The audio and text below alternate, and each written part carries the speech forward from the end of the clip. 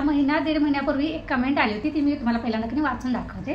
Please make a vlog on monthly budget. आणि ही ज्यावेळी मी comment वाचली की नाही त्यावेळी मला एकच प्रश्न पडला होता की मंथली बजेट म्हटल्यानंतर मंथली बजेट तर नोकरदारांच्या बायकांचं असतं, माझ्यासारख्या व्यावसायिकांच्या बायकांचं मंथली बजेट असतं काय, हा प्रश्न पडलेला। नंतर म्हटलं अरे नसतं तर आम्ही आमचा संसार केला असता, आम्ही आमची प्रगती केली असती किंवा आम्ही आमचं घर चालवलं असतं का, नसतं। म्हणजे व्यावसायिकांच्या बायकांचं पण मंथली बजेट असतं, फक्त एवढाच असतो की नोकरदारांचा फिक्स मंथली बजेट असतो आणि आपल्या व्यावसायिकांचा मंथली बजेट फिक्स नसतो। म्हणजे घावडा म्हणजे आज आहे तर उद्या नाही, उद्या आहे ते परवा नाही, पण मंथली बजेट हे असतं। हॅलो नमस्कार, मी प्रतिभा तुम्हाला सर्वांचं स्वागत करते आपल्या चॅनलवर। तर आता दिवस मला खूप छान सुंदर जाऊन तुमच्या मनातली सर्व इच्छा पूर्ण होईल। मंथली बजेटचा विषय निघालेलाच आहे की नाही, तर मी पहिल्यांदा हे सांगेन की मंथली बजेट फिक्स हे नोकरदारांच्या बायकांचं असतं, आपल्या व्यावसायिकांच्या बायकांचं मंथली बजेट फिक्स हे नसतं, घावडाव असतं। म्हणजे आमच्या कोल्हापूरचा शब्द आहे घावडाव। म्हणजे तुम्हाला उदाहरण सांगते, आज समजा 500 रुपयाचा धंदा आपला झालेला आहे, धंदा म्हणजेच आपला बिझनेस, आमच्या बोलीभाषेत धंदा म्हणतो समजून घ्या। तर आज समजा 500 रुपयाचा धंदा झालेला, उद्या 500 रुपयाचा होईल का याची गॅरंटी नसते, उद्या कदाचित 200 रुपयाचा पण होऊ शकतो, परवा दिवशी 200 रुपयाचा होऊ शकतो याची गॅरंटी नसते, 500 रुपयाचा होऊ शकतो याची गॅरंटी नसते, परवा दिवशी कदाचित 700 रुपयाचा पण होऊ शकतो। ह्याला पुढच्या बोलीभाषेत म्हणायचं झालं तर धंदा हा घावडावा असतो। मला बजेट नीट सांगता येईल की नाही हे माहीत नाही, पण मी माझा अनुभव शेअर करेन, मी कसं मॅनेज करते ना ते तुम्हाला थोडक्यात सांगायचा प्रयत्न करेन, जेणेकरून काही ताईंना जर उमगत नसेल, समजत नसेल बाबा आपला फिक्स बजेट नसते, मग आपण घर कसं चालवायचं किंवा कसं पैसे बाजूला काढून ठेवायचं हे जर समजत नसेल तर थोडंसं माझ्याकडून जर काही टिप्स तुम्हाला तुमच्या फायद्याच्या ठरल्या तर ते माझ्यासाठी खूप आहे। म्हणून मी हा व्लॉग बनवायला घेतलेला आहे। हा व्लॉग बनवायचा का नाही हा मोठा प्रश्न होता, म्हटलं चला बनवून बघूया, आपण आपला अनुभव शेअर करूया, काही ताईंना आवडला तरी नसेल आवडलं, काही चुकलं तर माफ करा। चला तर सुरुवात करूया। आपला पहिल्यांदा म्हणजे की नाही तुम्हाला इथे डबा दिसत असेल, हा डबा महत्त्वाचा आहे। म्हणजे नोकरदारांच्या बायकांसाठी कसं बँक अकाउंट महत्त्वाचं असतं, जिथे 1 तारखेला फिक्स इन्कम कधी त्याचा बसतो, तसं आपल्यासाठी व्यावसायिक नवरा असणाऱ्या बायकांसाठी हा डबा महत्त्वाचा असतो, कारण ह्यातच आपलं इन्कम असतं। तर हा डबा का ठेवायचा, माझा हा डबा आहे बाई, मी आता तुम्हाला कपाटातून कधी दाखवण्यासाठी बाजूला काढलेला आहे, आणि हा माझ्या कपाटात लॉकरमध्ये असतं की नाही, लॉकर जे कपाटाचं छोटं लॉकर असतं त्यामध्ये मी हा डबा ठेवते। तर ह्यासाठी की आपल्या नवरा ज्यावेळी कामावरून येतो त्याचे काय असेल त्याचं पैसे ठेवायचे असतील ना, तर ह्या डब्यात आपण ठेवायला लावायचे, ज्याला जे पैसे आपल्याला की आपल्या घर खर्चासाठी किंवा आपल्याला ते वापरता येईल, ज्याचं आपण बजेट ठरवू शकेल, ह्यासाठी हा डबा ठेवायचा। जो बिझनेस करून किंवा जे काय आपलं दुकान असेल, शॉप असेल, जे काय असेल तिथून येतो ज्यावेळी त्याची इच्छा होईल तेवढी ती रक्कम ह्यामध्ये टाकू शकतो ह्यासाठी। आणि हा डबा महत्त्वाचा असतो, कारण व्यवसाय इतके आदर्श नवरे कधीच नसतात की बाबा रोज कामावरून आलं जितकं होईल तेवढं ते बायकोच्या हातात देणं, नाही माझा तर नवरा असं नाही, मी एकदाच ठेवायचं आणि ठेवून द्यायचं असं नाही, सारखं त्याला आठवण करायचं डबा आहे, कारण एकदा ऐकेल तो नवरा कसला, माझं तर नवऱ्याला मला सारखं दाखवायचं हा बघा डब्बा आहे, ह्यात आपल्याकडे रोजचा इन्कम ठेवायचा असतो, हे मला दाखवून द्यायला लागतं। असं कुठल्या ताईंचे कमी दादा आहे ते मला नक्की कमेंटमध्ये तुम्ही सांगा। तर हा डबा महत्त्वाचा आहे, हा डबा कधी आपल्या लॉकरमध्ये ठेवायचा, रोजचा काही जो काय आपला धंदा असेल की ह्या डब्यामध्ये टाकायला सांगायचं आपल्याला। दुसरं म्हणजे आता पिगमी असतात, पिगमी म्हणजे कधी पतसंस्था असतात बघा, जे कधी संध्याकाळचे पतसंस्थेवाली जी लोक असतात ती कधी संध्याकाळचे बिशी गोळा करायला येतात, तर तुमच्याकडे पण अशा जर पतसंस्था असेल आणि अशी लोक येत असतील की नक्की तिथे कधी तुमचं मी अकाउंट काढून ठेवा, मग 1 ठेवा, 4 ठेवा, 5 ठेवा, जे काय तुमच्या धंद्यानुसार कधी तुम्हाला किती ठेवायचं असेल कधी ते ठेवा। पण तिथं कधी काय होते माहिती आहे, रोज ती लोक आल्यामुळे कधी आपल्या नवरा काय परत रिटर्न त्यांना रोज नाही असं पण परत पाठवू शकत नाही, रोज काय असेल ना कधी 10 रुपये असू दे, 20 रुपये असू दे, 50 रुपये असू दे किंवा 100 रुपये असू दे, जे काय होईल त्याच्या मनाने कधी त्याला टाकायची सवय लागते। मग तुम्ही 1 बिशी करा, 4 करा, 5 करा, जितकी तुम्हाला तुमच्या अंदाजानुसार तुमच्या धंद्यानुसार कधी अशा बिशी लावा, ते महत्त्वाचं पॉईंट आहे। ते पैसे काय होतात, कधी तर आपल्याला अडचण आली, कधी तर काय लागले तर ते ठेवणीतले पैसे आपल्याला वापरायला बरं पडतात। तिसरं म्हणजे आपल्या पॉलिसी काढणं महत्त्वाचं। पॉलिसी म्हणजे आपल्या घरात कधी एखाद्या वडीलधाऱ्या माणसाचा कधी धाक लागतोच, म्हणजे आता आमच्या इथं माझ्या सासऱ्यांनी कधी पॉलिसी काढून ठेवलेल्या आहे, ज्याच्या कधी 3 महिन्याचा हप्ता असतो, 6 महिन्याचा असतो, वर्षाचा असतो। त्या पॉलिसीने काय होते, आपल्याला कधी एक बाबा ही 3 महिन्याने ही पॉलिसी आली आणि ह्या पॉलिसीला हप्ता भरायलाच पाहिजे, तर आपल्याला बाजूला काढून ठेवायला लागतंच, आणि ती आपल्याला सवय लागून जाते, आणि तो पण एक प्रकारचा आपल्याकडे इन्कम असतो, जी आपली साठवणूक असते, आणि त्यासाठी आपल्या घरच्या वडीलधारांचा धाका असावा, कारण वडीलधारांचा धाक असल्याशिवाय कारण आपला संसार नीट होत नाही, आपण प्रगतीच्या मार्गाला लागत नाही। त्यानंतर पतसंस्थेतनी की ही स्कीमा असतात, आमच्याकडे ठराविक आहेत बाबा, इतकं भरल्यानंतर इथं व्याज जास्त भेटतं, ते भेटतं, फक्त पतसंस्था निवडताना ते चांगल्या आहेत की नाही, ते पैसे आपल्याला रिटर्न मिळतील की नाही याची गॅरंटी करूनच भरायचं, ठीक आहे। तर मी कुठलं 3 काय 4 पॉईंट सांगितले, सगळ्यात महत्त्वाचं म्हणजे आपला हा डब्बा, त्यानंतर कुठलं पॉलिसी, त्यानंतर कुठलं आपलं पिगमी, त्यानंतर बँकेत पण आपलं अकाउंट असलं पाहिजे। ते कशासाठी, समजा तुमचे गाळे असतील, तुमच्या रूम असतील, तुम्ही जे काय रेंटनं देत असेल तर त्याचं जे आपल्या रेंट मिळतं तर ते आपल्या हातात कधीच घ्यायचं नाही, कारण हे बघा पैसे हातात कधीच शिल्लक राहत नाही, हातात यायच्या अगोदरच त्याला 17 मार्ग लागलेले असतात, मग ते तुमच्या असो किंवा माझ्या असो सगळ्यांचेच असतात। पैसे हातात आले की नाही हे करायचं ते करायचं ते करायचं असं होतं. त्यामुळे कधी शक्यतो आपल्याला वाटतं की नाही आपल्या हातात पैसे कधी राहत नाहीत किंवा साठवणूक होत नाही किंवा खर्चून जातात असं आपल्याला शंका असेल ना, तर ते पैसे आपल्या हातात कधीच घ्यायचे नाहीत. ते ठेवायचे, ते मग आपले बँक अकाउंट असेल की तिथंच ठेवायचे. ते त्या पैशाला अजिबात हात लावायचं नाही. मग ते पैसे तुम्ही मुलं शिकायला जातात तर तिथे शिक्षणासाठी त्यांच्या खर्चासाठी तुम्ही वापरू शकता किंवा काही अडचण आली तर ते पैसे तुम्हाला वापरता येतात. 5 जे आहे ना तुम्ही रेंटनं द्यायचं, हा मी माझा अनुभव सांगितलेला आहे. तुमच्याकडे पण असं असेल तर असं अकाउंट काढून ठेवा, जेणेकरून मी माझ्या बँकेत एक अकाउंट काढलेलं आहे. तिथलं पैसे जे रेंटचं आलेलं असेल तर त्या अकाउंटमध्ये जमा होतात. ते पैसे मी घर खर्चासाठी कधीही वापरत नाही. किती पण काटकसर करायला लागली तर ना ते पैशाला मी कधीच हात लावत नाही. तर आपण पैसे कुठं कुठं ठेवायचे, कुठं गुंतवणूक करायचे थोडंफार मी माझ्या पद्धतीनं सांगितलेलं आहे. जे मी जसं करते ते मी तुम्हाला सांगितलेलं आहे. चला आता घर खर्च कसा करते ते तुम्हाला सांगते. घर खर्चासाठी म्हणायचं तर सगळ्यात महत्त्वाचं म्हणजे आपला किराणामध्ये आता आम्ही गावाकडचे लोक आहेत. आमचं शेतातलं तांदूळ असतं, शेअर्सची साखर असते, त्यामुळे आम्हाला तांदूळ आणि साखर विकत घ्यायला लागत नाही. तुम्ही जर सिटीत असाल तर तांदूळ आणि साखर जे महिन्याला तुम्हाला लागतं की नाही ते एकदमच घेऊन ठेवायचं. अजून तेल डबा, आपल्याला खाद्यतेल हे रोज लागतंच. मग कधी शक्यतो कधी ज्यावेळी तेलाचं कसं किमती कमी जास्त होत असं ज्यावेळी तुम्हाला असं वाटतं की तेलाची किंमत कमी झालेली असते त्यावेळी शक्यतो कधी 15 किलोचा तर डबा असतो कधी तर डबा आणून ठेवायचा प्रयत्न करा. डबा आणला कसं 3-4 महिने आपल्याला ते तेल जातं आणि आपल्या लक्षात येतं की आपल्याला इतकं तेल इतक्या महिन्याला लागतं. नाही जमलं तर तुम्ही ते 5 लिटरचं कॅन आणा किंवा पॅकिंग आणा, पण शक्यतो एकदमच आणून ठेवा. म्हणजे कसं 1-1 लिटरचं आणलं की आपल्याला अंदाज लागत नाही की आपल्या ज्या डाळी वगैरे ज्या असतील की ते तुमच्या बजेटनुसार तुम्ही 15 दिवसाचं करा, 15 दिवसाला आणत जा किंवा शक्यतो महिन्याचं आणत जा. महिन्याला तुम्हाला इतकी तूर डाळ लागते, इतकी मुगाची डाळ लागते, इतकं बाकीचं लागते ते तुम्ही लिस्ट करून ठेवत जा. उगीच कसं माहिती आहे हे आणा ते आणा ते आणा असं करत होतं काय होते काही वस्तू की काही धान्य आपल्याला वापरायलाच होत नाही आणि की आपण ते एका डब्यामध्ये भरून ठेवलेलं असतं आणि कधी तर आपल्याला ते घर झाडताना ते कधी दिसतं त्या टोकं झालेलं असतं, केळं झालेलं असतं, मग ते टाकून द्यायला होते. त्यामुळे कधी शक्यतो आपल्याला समजा आता आमच्यात मुगाची उसळ जास्त खाल्ली जात नाही, त्यामुळे मूग मी शक्यतो आणत नाही किंवा आणलं तर कमी आणते, जेणेकरून त्याचे मला थालीपीठ किंवा ते काय धिरड्या वगैरे बनवायला लागत असेल ना तर मी मूग आणते. मग माझ्या जास्त वापर कशाचा होतो तर तुरीच्या डाळीचा होतो, कारण तुरीची डाळीची आमच्या सारखी असते तर मी ती तुरीची डाळ कधी जास्त प्रमाणात असते. असं करतं म्हणजे जे आपल्याला जास्त खाल्लं जातं की नाही ते जास्त प्रमाणात आणायचं, जे आपल्याला जास्त खाल्लं जात नाही किंवा वापरलं जात नाही ते शक्यतो आणायचं नाही किंवा थोडंसं आणायचं, कधीतरी आपल्याला वेगळा पदार्थ बनवायला येईल असं. त्यानंतर उपवासाचा महिना असेल किंवा मार्गशीर्ष असेल किंवा काही जर असेल तर शाबू जी लागते की नाही, आता श्रावणातल्या सोमवारचे 4 किंवा 5 सोमवार असेल तर जेवढी शाबू लागते ना ती एकदमच आणून ठेवायची. जराशी आणली की तेवढीच गटे कुठेतरी पडलेली असतात, ती राहून जातात, टाकून द्यायला होते किंवा सारखं काढल्यानं आपला खर्च किती येतो की नाही याचा आपल्याला अंदाज लागत नाही. त्यामुळे किराणा कधी शक्यतो महिन्याचा किंवा 15 दिवसाचा असा भरत जा म्हणजे तुम्हाला अंदाज येतो. आणि त्यानंतर कधी ते किराणा आणल्यानंतर एवढे छोट्या बरण्या किंवा छोटे जे डबे असतात की नाही त्यामध्ये भरून ठेवायचा. ती गटरी आणायची आणि एखाद्या मोठ्या डब्यामध्ये ठेवलं किंवा एखाद्या कपाटाच्या लॉकरमध्ये ठेवलं कधी आपल्याला लक्ष लागत नाही किंवा आपल्याला बघायला होत नाही. पहिले दुसऱ्या वेळी जेव्हा आणायचं असतं नाही तर आपण ते बघून जाईलच असं नसतं की त्या बाबा काय शिल्लक आहे काय नाही आपल्या लक्षात येत नाही. आणि परत दुसऱ्या वेळी जेव्हा आपण आणायला जातो की डबल परत ते पडते. म्हणजे कधी घरात शिल्लक असताना पण आपण आणलं जाते ती वस्तू किंवा ते धान्य, त्यामुळे कधी शक्यतो बरण्यामध्येच ठेवा जेणेकरून आपल्याला डोळ्याला ते दिसेल आणि आपल्या लक्षात येईल की बाबा हे संपले ते संपले, हे आणायला पाहिजे ते आणायला पाहिजे. आता राहिला प्रश्न तर हा कडधान्य तुम्ही कुठून आणता. म्हणजे मी काय करते इथं ठिकाणी आमचा लोकलचा मोठा बाजार आहे, तिथं चांगली क्वालिटी भेटते किंवा एक दुकान आहे तिथं पण चांगली क्वालिटी असते, तिथून मी आणते शक्यतो.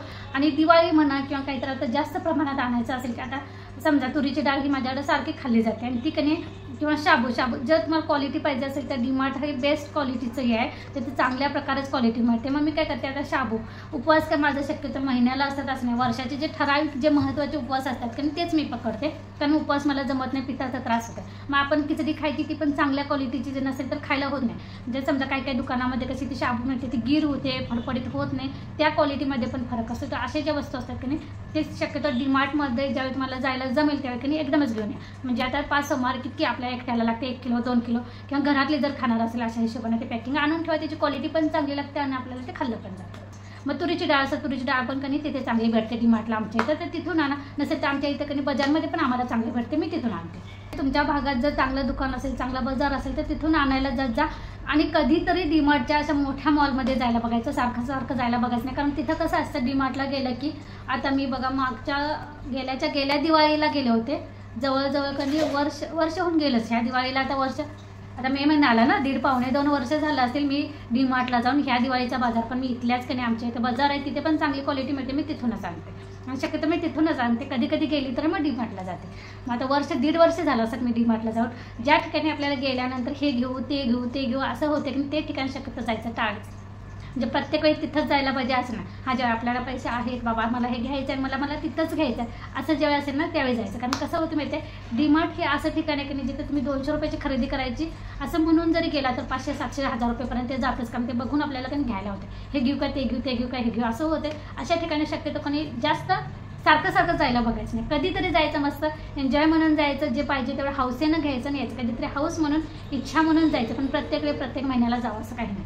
नंतर आपले जे तांदूळ आणलेलं असतात आमचं गावाकडलं जरी आणलं तरी त्याला पावडर लावून ठेवायची. किंवा तुम्ही आता 25 किलोचं 50 किलोचं जर असं पोतं आणलं, 25 किलो शक्यतो आणायला जायचं, 20 किलो, कारण त्यात टोके झाले आळ्या झाल्या की नाही ते वापरायला होत नाही आणि ते खाल्लं पण जात नाही. आणि जेव्हा असं तांदूळ आणतो त्याला त्याला पावडर लावून ठेवा. किंवा तुम्ही गावाकडे असेल तर ते कडीलिंब असतं ज्यात त्या आळ्या होणार नाही, टोकं होणार नाही असं काहीतरी सोय करून ठेवा, म्हणजे त्याचं नुकसान होत नाही. ते शेवटपर्यंत आपल्याला ती वस्तू वापरायला बरी पडते. त्यानंतर भाजीपाला आपल्या आठवडी बाजार असतोच. आता आमच्याकडे आठवडी बाजार असतोच. कांदे लागतील, बटाटे लागतील, ते जे लागतील की ते आणून ठेवायचं. आता कांदे, आता कसं पावसाळ्यात आमचा धंदा कमी असतो, आमचा बिझनेस कमी असते, तर मी काय करते पावसाळ्याच्या अगोदर असे कांदे म्हणा भरून ठेवते. आता मी आमच्याकडे टॅम्पो येतं बघा, 100ला 4 किलो असं, 100ला 5 किलो असं, असं मी घेऊन ठेवते, वाळवायचं. त्यानंतर घरातच असं पसरून ठेवायचं, म्हणजे आपल्या पावसाळ्यात तेवढ्या ह्याच्यात निघून जाते. नंतर आठवडी बाजारात गेल्यानंतर पण आपल्याकडे ज्या भाज्या आपण खातो, ज्या भाज्या आपल्याला वापरायला येतील की नाही त्याच भाज्या घ्यायच्या. हे स्वस्त आहे ते स्वस्त आहे म्हणून उचलायचं नाही. कारण ते आणल्यानंतर कसं होते एक वेळी 3-4 पालेभाज्या होत्यात आणि त्या पालेभाज्यांची ती टाईम येईपर्यंत त्या पूर्ण कोमेजून गेलेल्या असतात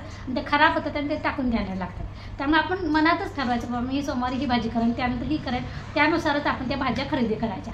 आणि कांदा, टोमॅटो म्हणा किंवा बटाटा म्हणा, हिरवी मिरची म्हणा, आलं म्हणा, जे आपल्याला रोजच्या जेवणात लागतंच त्याचं फक्त प्रमाण जास्त ठेवायचं. ते आठवड्याचं एकदमच आणून ठेवायचं किंवा 15 दिवसाचं एकदम आणून ठेवलं तरी चालते. मग कधीतरी 15 दिवसातून आठवड्या बाजार करायचा. आणि ज्यावेळी भाजी कमी पडेल, कारण कांदा बटाटो एकदा असले की फक्त त्यावेळी फक्त भाजीपालाच लागते. आणि अशा वेळी मग तुमच्या जवळच्या कुठल्या पण मंडईतून भाजी फक्त आणली किंवा दारावर भाजी येतात तिथून फक्त भाज्या घेतल्या तरी चालतात. माझं कसं जेव्हा आठवडी बाजार असतं मी कांदा बटाटा जे तुमचं आलं लसूण हे जे असतं की नाही ते मी जास्त प्रमाणात घेते, भाज्या कमी घेते. कारण दारावर आमच्या इथे भाज्या येतात त्यावेळी भाज्या ताज्या घ्यायला बऱ्या पडतात. नाही तर आम्हाला आमच्या गावाकडनं शेतातल्या भाज्या सीझनला थोड्या असतात. त्यानंतर आपल्या मुलांच्या शिक्षणासाठी की ह्या डब्यातले पैसे जे ठेवलेले असतात असं काही नाही, आपण जे पिकनिक ठेवलेले असतात त्यातलं वापरायचं किंवा आपलं अकाउंट आहे त्यातलं वापरायचं. जे आपण आता माझं रेंटचे जे पैसे येते ते मी वापरते. किंवा माझं हे डब्यात ज्यावेळी जास्त पैसे ह्यांनी ठेवतात ना, माझा नवरा ठेवते, त्यावेळी मी थोडं पैसे असं बाजूला काढून ठेवते. आता माझा मोठा मुलगा बाहेर शिकायला आहे तर त्याच्या हॉस्टेलचं भाडं, त्याची खानावर, त्याचं ते महिन्याला 5000 लागतात. परत त्याची पुस्तक आली, म्हणजे त्याची शाळेची फी आली. तर ज्यावेळी मला ते भरायचं असेल त्यावेळी हे डब्यामध्ये ती रक्कम तेवढी साठली ना तेवढी रक्कम मी ती बाजूला काढून ठेवते. म्हणजे महिनाभर असं टाकत राहायचं तोपर्यंत ते बघायचं ना असं नाही. ज्यावेळी आपल्याला समजलं तर बाबा माझी मेसचे 2500 हे आहे भरायचं आहे तर ते 2500 त्या डब्यात आले की ते 2500 बाजूला काढून ठेवायचे. त्यानंतर जे काय आपलं हॉस्टेल भाडं असतं जे असेल ते आलं मला तर ते बाबा ते द्यायचंच आहे तर ते पैसे ते बाजूला काढून ठेवायचे, त्याच्या डब्यात ठेवायचं नाही. कारण नवरा जास्त रक्कम आले की ते उचलायचे आणि बाजूला ठेवायची. जास्त रक्कम असेल तर ठेवत नाही, ती उचलून बाजूला ठेवायची. त्यात फक्त 100 रुपये आणि 1 रुपयाचा नाणं असं ठेवायचा जेणेकरून आपला डबा हा रिकामा दिसला पाहिजे. हे माझ्या सवयीमुळे कधी डबा उघडून बघते मी 100 रुपये आणि 1 रुपये ज्यावेळी असतं की तर मी काय माहीत पैसे ठेवते बघत त्यावेळी एवढंच पैसे कसं काय असतं असं. चला असं हा जोक सपाट आहे. कारण कसं मला वाटतं की नाही प्रत्येक आपला संसार करताना बाई माणसानं कधी स्त्रीने थोडंसं काय असणार स्ट्रिक्ट ते राहिलंच पाहिजे. काय माहिती कसं होतं आपण नवऱ्याच्या प्रेमापुरती जेव्हा त्याचा इन्कम जास्त असतं ज्यावेळी तो जास्त कुठेतरी पैसे खर्च करायचं म्हणत असतं तेव्हा आपण त्याला साथ देतो. नाही हो कुणीतरी मला चांगलं म्हणावं, कुणीतरी माझं देखावं बघा, ह्यासाठी आपण पण त्याला अनपेक्षितरित्या साथ देतो. आणि ज्यावेळी त्याचा इन्कम कमी येते त्याच नवऱ्याबद्दल आपण मग तक्रारी करत बसतो. त्यापेक्षा का नाही आपण स्वतःला काही नियम हे लागून घेतलेच पाहिजे. आपल्या संसारासाठी थोडंसं का असं स्ट्रिक्ट हे प्रत्येक स्त्रीनं राहिलंच पाहिजे, तरच तुमचा संसार टिकेल, तरच तुमच्या संसाराची प्रगती होईल. त्यानंतर आमच्याकडे आता रोजचं दूध आम्ही डेअरीतून आणतो किंवा तुम्हाला जर पॅकिंगमधून आणायचं असेल ते पैसे तुम्ही फ्रीजमध्ये थोडं कमी सुट्टे पैसे करून ठेवायचे. फ्रीजमध्ये जर आता माझ्या फ्रीजमध्ये वरचं एक लॉकर आहे ते मी सुट्टे पैसे वगैरे ठेवते. कारण आपल्या नवऱ्याच्या खिशात सुट्टे पैसे असतात की त्यासाठी पण एक कणी ठेवायचे ते फ्रीज. आता माझ्या नवऱ्याला कसं जिथे कपडे काढेल की तिथंच ते सुट्टे पैसे ठेवायची सवय, तर मी ते पैसे उचलते आणि ते फ्रीजच्या लॉकरमध्ये ठेवते. असं कधी माझ्याकडे ते पैसे पण 1000, 1200, 1500 रुपयेपर्यंत साठतात. ते पैसे आपल्याकडे डब्याला सारखा हात लावायला लागणार नाही. आपण 500, 1000 रुपये फ्रीजमध्ये ठेवून द्यायचे. म्हणजे आपल्याला रोज काही ना काहीतरी किरकोळ असं लागतंच. किती जरी आपण मंथली बजेट ठरवलं ना तरी किरकोळ काहीतरी जास्तीचं लागतं, त्यावेळी ते पैसे वापरायला घ्यायचे. तर सगळ्यात शेवटचं सांगायचं म्हटलं तर तुम्हाला थोडंसं जोक वाटेल, कॉमेडी वाटेल, पण तो तितकंच महत्त्वाचं. ज्यावेळी बाजार करायला जायचं मग ते आठवडी बाजार असो किंवा तो महिन्याचा किराणा असो त्यावेळी की आपल्या नवऱ्याला सोबत घेऊनच जायचं. त्यावेळी आपल्या डब्यातले पैसे वापरायचे नाही, ज्यावेळी बिल वापरायचे तो त्यावेळी तर त्यांनी म्हणतील बाबा आता माझ्याकडे पैसे नाही, तुझ्याजवळ जे पैसे वापर त्याच वेळी ते पैसे वापरायचे नाही. शक्यतो आपण ज्या आपल्यासोबत ज्यावेळी आपल्या नवरा असेल त्यावेळी त्यांनाच बिल भरायला लावायचं. ही शांत नवरा असला, कितीही आदर्श नवरा असला, तर रोजचा होणारा पूर्ण इन्कम बायकोच्या हातात देईल इतका आदर्श तर कुठलाच नवरा नसते. त्यामुळे त्यांच्या खिशात त्यांच्या पॉकेटमध्ये असतं. त्यामुळे आपण त्याच्यावरचं थोडंसं वागायला बघायचं. तुम्ही म्हणाली इतकं असं कसं चालेल, तर चालतं. आपल्या संसाराची जर प्रगती करायची असेल किंवा आपल्या संसाराचा गळा आहे असा व्यवस्थित जर ठेवायचा असेल, कुणाच्या आद्यात निंद्यात न राहता आपलं भाजी भाकरी का असेल ना सुखानं जर आपल्या पैशानं खायची असेल ना, तर असं थोडंसं का असेल ना स्ट्रिक्ट राहावंच लागेल. प्रत्येकाने मला कोणीतरी चांगलं म्हणावं, मला माझ्या नवऱ्यानं 4 माणसांनी चांगलं सांगू काही गरज नाही. आपल्या संसारासाठी आपण चांगले आहात ना, विषय संपला.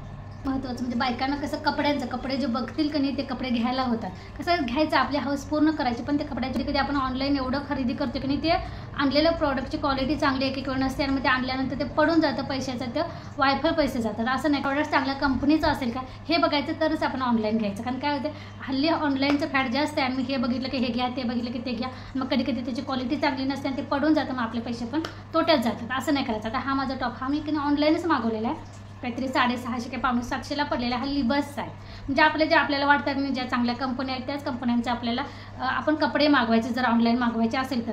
आणि शक्यतो आपली साईज आपल्याला परफेक्ट माहिती असली पाहिजे. कधी कधी आपण लहान साईज मागवतो, मोठी साईज मागवतो, ते पण पडून जातं, ते पण वापरणं होत नाही. ऑनलाईन ज्यावेळी खरेदी करायची असेल ना, तर एक ठरवायचं, आपलं किती जरी मन झालं ना तरी आपण पहिल्यांदा आपली साईज बघायची. आपल्या साईज कुठल्या साईजचा कपडा लागतो हे ठरवायचं. त्याची क्वालिटी बघायची. ज्यावेळी कपडा ड्रेस आपल्याला कलर आवडतो, ड्रेस आवडतो, त्याच्या खाली रिव्ह्यू आलेले असतात बघा, लोकांनी घेतलेलं असतं, त्यांच्या प्रतिक्रिया असतात, त्या वाचायचं. त्या जास्त प्रमाणात जर चांगल्या असतील ना तरच ते ऑर्डर करायचं. शक्यतो कॅश ऑन डिलिव्हरीच करायचं.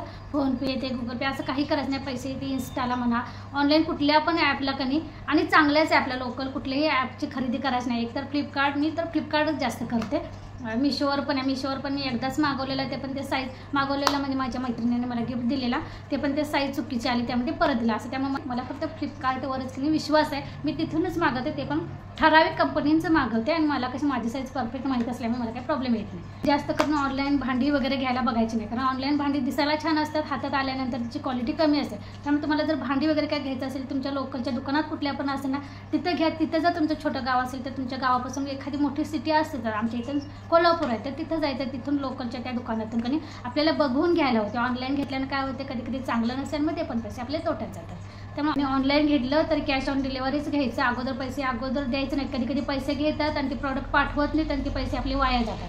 अशा प्रत्येकाने माझ्या मागेच कधी मैत्रिणीनं, तिला घागरा आवडला, तिने पैसे पे केले आणि कधी त्यानं व्हॉट्सअप नंबर पण घेतला, आज येतो उद्या देतो असं करत तिचं कधी ते घागरा पण दिला नाही आणि तिचे पैसे पण गेले. म्हणजे असं फ्रॉड होऊ शकतो ऑनलाईन खूप. त्यामुळे अशा भानगडीत पडायचंच नाही. जर घेतलंच ऑनलाईन तर कॅश ऑन डिलिव्हरी घ्या. पण कुठल्या कपड्यामध्ये गुंतवायचं हे पण. आता मी साडी कसं जास्त वापरत नाही. साड्या शक्यतो माझ्या दिवाळीचा माझा भाऊ वगैरे घेतात किंवा माझ्या मैत्रिणी मला बर्थडे गिफ्ट वगैरे देतात किंवा कधीतरी वर्षातून एकदा एखाद दुसरी किंवा साडी मला जर आता नवीन आली ही मला घ्यावीशी वाटली तरच मी घेते. मी साडी जास्त वापरत नाही. त्यामुळे साडीमध्ये जास्त मी स्वतःहून पैसे गुंतवायला बघते. मी स्वतःहून पैसे माझ्या टॉपमध्ये ड्रेसमध्ये गुंतवते, कारण तेच माझं वापरणं जास्त होतं. एखाद्या मैत्रिणीसोबत दुकानात गेलं, हे आवडलं तर त्यावेळी ती साडी घ्यायची. जास्त आपण जे वापरत नाही त्यात जास्त पैसे गुंतवत बसायचं नाही. जे वापरतो की नाही ते घ्यायचं. ते पण कधी असं काही नसतं की जास्त महागातलेच कपडे चांगले असतात, कमी पैशाचे कपडे चांगले नसतात, असं काही नसतं.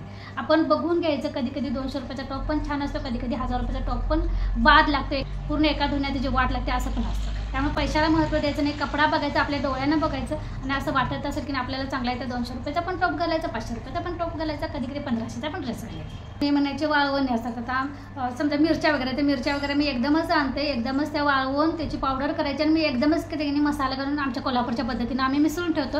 6 महिन्याच्या वर्षाची अशी चटणी करून ठेवतो. तो खर्च जास्त असतो, कारण चटणी मिसळायला त्याला जो मसाला वगैरे लागतो की नाही त्याचा खर्च जास्त असतो. तर तो कधी एकदमच करून घ्यायचा. आपण सारखे कधी आम्ही गावाकडे 6 महिने वर्षातून अशी एकदाच चटणी करतो, ती एकदाच करून ठेवायची. म्हणजे वर्षभर लाल तिखटाचा कधी प्रश्न निघून जातो. त्यानंतर जे काय असेल इतर, आता मी जेवढं मला आठवेल की नाही त्या पद्धतीने मी माझ्या पद्धतीने मी जसं करते तसं तुम्हाला सांगायचा प्रयत्न केलेला आहे. असं नोकरदारांच्या बायकांचा 1 तारखेला फिक्स येतं पैसे, तसं आपल्या व्यावसायिकांच्या बायकांचं नसतं. त्यामुळे असं आपल्याकडे आपला धंदा घावडावा असतो. त्यामुळे अशा पुढच्या ह्या महिन्यात मला एवढं मिळालेलं आहे, पुढच्या महिन्यात एवढं मिळालं काहीची गॅरंटी नसते. त्यामुळे ह्या महिन्यात जर जास्त धंदा झाला तर ते सगळेच पैसे संपवून टाकायचे आणि दुसऱ्या महिन्यात टाळवाज होत बसायचं, असं कधीच करायचं नाही.